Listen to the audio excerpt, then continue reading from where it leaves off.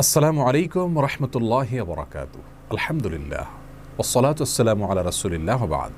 সুপ্রিয় দর্শক শ্রোতা ভাই বোন, আমাদের জীবনে এমন কিছু সময় আসে যখন দেয়ালে পিঠ থেকে যায়, যখন আমাদের নির্দিষ্ট চাওয়া পূরণ করা ছাড়া আর বিকল্প কোনো পথ সামনে খোলা থাকে না।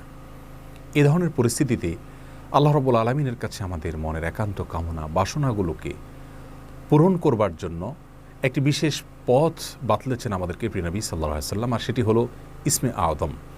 ইসমে আযম মানে হলো মহান নাম। আল্লাহ রাব্বুল আলামিনের এই ইসমে আযম তথা মহান নামের মাধ্যমে কোনো কিছু চাওয়া হলে তিনি সেটা পূরণ করেন। এই নামের মাধ্যমে আল্লাহকে ডাকা হলে তিনি সেটাকে সাড়া দেন। এ মর্মে নবী আলাইহিস সালামের অনেকগুলো হাদিস রয়েছে।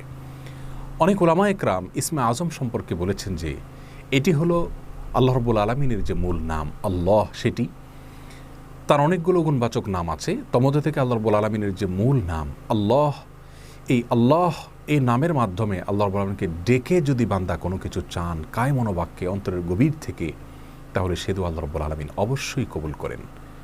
এজন্য কোনো কিছু আল্লাহ রাব্বুল আলামিনের কাছে চাওয়ার আগে যদি আল্লাহ বলে ডেকে ভালোবাসা থেকে, আস্থা থেকে, ভরসা থেকে, কায় মনোবাক্যে দীনতাহীনতার সাথে আল্লাহকে ডেকে যদি কেউ দোয়া করেন, তাহলে সে দোয়া আল্লাহ রাব্বুল আলামিন ফিরিয়ে দেন না। ইসমে আযম সম্পর্কে আরও নির্দিষ্ট করে আমরা নবী আলাইহিস সালামের যে হাদিসটি দেখতে পাই, সেটি তিরমিজিতে বর্ণিত হয়েছে, আরও বিভিন্ন হাদিসের কিতাবে বর্ণিত হয়েছে। সে হাদিস সম্পর্কে বিশ্ববিখ্যাত হাদিসবিদ হাফিজ ইবনে হাজার আল আসকালানী রাহিমাহুল্লাহ ফাতহুল বারীতে লিখেছেন যে ইসমে আযম সম্পর্কে সবচেয়ে বিশুদ্ধতম হাদিস হলো এটি। আর সেটি হলো এই যে বুরায়দা রাদিয়াল্লাহু আনহু বর্ণনা করেছেন, এক ব্যক্তি নামাজের মধ্যে একবার কিছু বাক্য বলে উঠলেন। নবী সাল্লাল্লাহু আলাইহি সাল্লাম তার কথাগুলো শুনলেন। তিনি বলে উঠলেন, আল্লাহুম্মা ইন্নী আসআলুকা বিআন্নী আশহাদু আন্নাকা আনতাল্লাহ লা ইলাহা ইল্লা আনত আল আহাদুস সামাদ আল্লাযী লাম ইয়ালিদ ওয়া লাম ইউলাদ ওয়া লাম ইয়াকুল লাহু কুফুয়ান আহাদ।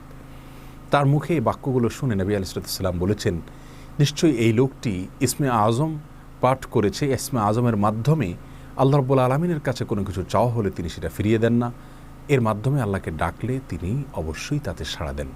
এই হাদিসের ভিত্তিতে অনেক মুহাদ্দিসিন ইকরাম বলেছেন এটি হলো সেই দোয়া যেটাকে ইসমে আযম বলা হয়, যার মাধ্যমে এটি পাঠ করার পর আল্লাহর কাছে কোনো কিছু পেশ করলে সেটাকে অবশ্যই আল্লাহ তাআলা পূরণ করেন। মনের যে কোনো ভালো আশা আল্লাহ তাআলা পূরণ করে থাকেন।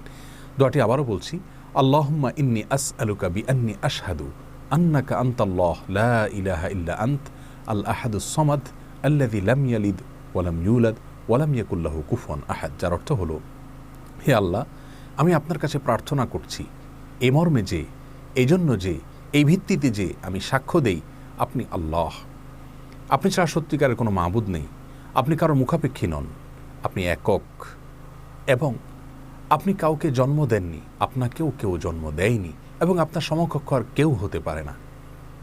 এই বাক্যগুলো পাঠ করে আল্লাহ রাব্বুল আলামিনের কাছে কোনো চাওয়া পেশ করলে তিনি অবশ্যই সেটি পূরণ করেন। কেউ যদি অত্যন্ত সংক্ষেপে ইসমে আযমের মাধ্যমে দোয়া করতে চান, তাহলে তিনি আল্লাহ রাব্বুল আলামিনের প্রতি আন্তরিকতা, ভালোবাসা, শ্রদ্ধা, বিশ্বাস, ভক্তি এবং ভরসা রেখে আল্লাহকে ডেকে ডেকে মায়ার সাথে, মমতার সাথে, আল্লাহর অনুগ্রহগুলোর কথা স্মরণ করে আল্লাহকে ডেকে ডেকে তার মনের চাওয়াগুলো পূরণ করবেন। এটা হবে ইসমে আযমের সবচেয়ে ছোট ভার্সন। আর যদি কারোর হাতে সময় থাকে, তাহলে তিনি ইসমে আযমের যে দোয়াটি আমরা কথা বলেছি, আল্লাহুম্মা ইন্নী আসআলুকা বিআন্নী আশহাদু আন্নাকা আনতাল্লাহ লা ইলাহা ইল্লা আনত আল আহাদুস সামাদ আল্লাযী লাম ইয়ালিদ ওয়া লাম ইউলাদ ওয়া লাম ইয়াকুল লাহু কুফুয়ান আহাদ। এই দোয়াটা তিনি পাঠ করবেন, করে আল্লাহর কাছে তার চাওয়া পেশ করবেন। জীবনের কঠিন মুহূর্তগুলোতে বিশেষ করে এই ইসমে আযম পাঠ করে আল্লাহর রাব্বুল কাছে দোয়া করব, সেটা অবশ্যই আল্লাহ তাআলা কবুল করবেন যদি দোয়ার মৌলিক শর্তগুলো আমরা পূরণ করে থাকি। হালাল বক্ষণ করা, কায় মনোবাক্যে দোয়া করা এবং দোয়ার ক্ষেত্রে আন্তরিকতা এবং ঐকান্তিকতা থাকা, এই বিষয়গুলোকে যদি খেয়াল করে আমরা দোয়া করি, ইনশাআল্লাহ বিইذনিল্লাহ আল্লাহ তাআলা আমাদের সে দোয়া পূরণ করবেন। কোনো কারণে সে দোয়া যদি পূরণ হতে আমরা না দেখি, তাহলে সন্দেহাতীতভাবে আমাদের বিশ্বাস রাখতে হবে এটা পূরণ এই মুহূর্তে না হওয়ার মাঝে আমাদের জন্য কল্যাণ নিহিত আছে। আল্লাহ তাআলা এর বিনিময়ে আমাদেরকে আখিরাতে দিবেন। এছাড়াও দোয়া ইউনুসের মাধ্যমে লা ইলাহা ইল্লা আনতা সুবহানাকা ইন্নী কুনতু মিনাজ জালিমিন, এটা পাঠ করেও যদি কেউ দোয়া করেন, তার মাধ্যমে আল্লাহর রাব্বুল দোয়া কবুল করেন। এবং হাদিস বর্ণিত হয়েছে, আল্লাহ তাআলা আমাদের সবাইকে ইসমে আযমের মাধ্যমে আল্লাহর কাছে জীবনের কঠিন মুহূর্তগুলোতে দোয়া পেশ করার তৌফিক দান করুন। আসসালামু আলাইকুম ওয়া রাহমাতুল্লাহি ওয়া বারাকাতুহু।